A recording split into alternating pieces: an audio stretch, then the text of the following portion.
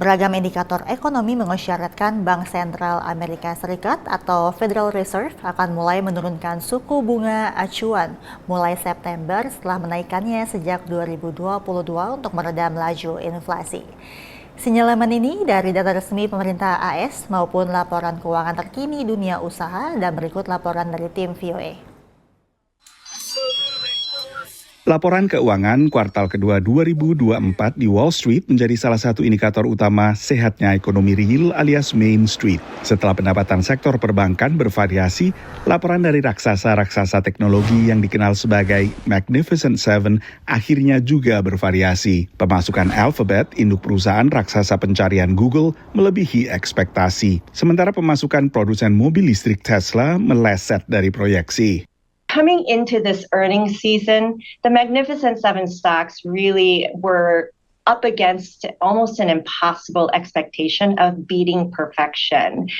So in some ways, it's not surprising to see some sell-off here. Pada saat yang sama, data Departemen Perdagangan Amerika Serikat menunjukkan produk domestik bruto pada triwulan kedua naik 2,8% secara tahunan, jauh melebihi ekspektasi analis dan jauh melampaui angka kuartal sebelumnya yang 1,4%.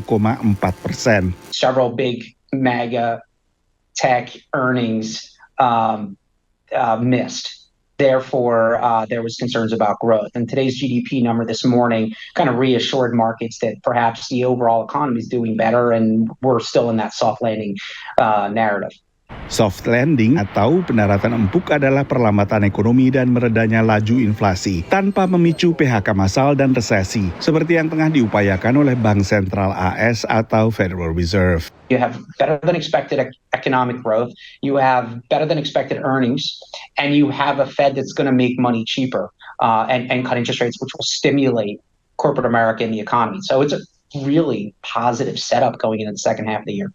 Data terbaru dari Departemen Perdagangan menunjukkan indeks harga pengeluaran konsumsi pribadi alias PCE melemah ke 2,5% dibandingkan tahun lalu, turun dari angka sebelumnya sebesar 2,6%. Indeks harga pengeluaran konsumsi pribadi adalah indeks yang paling menjadi rujukan The Fed dalam menentukan suku bunga acuan. Dan yang lebih diperhatikan The Fed adalah indeks inti, tanpa menyertakan harga pangan dan energi yang memiliki volatilitas tinggi. Banyak pengamat kini terfokus pada apa yang disebut sebagai super core, intinya inti, yang lebih terkait sektor jasa. Inflation is coming down, it needs to keep coming down.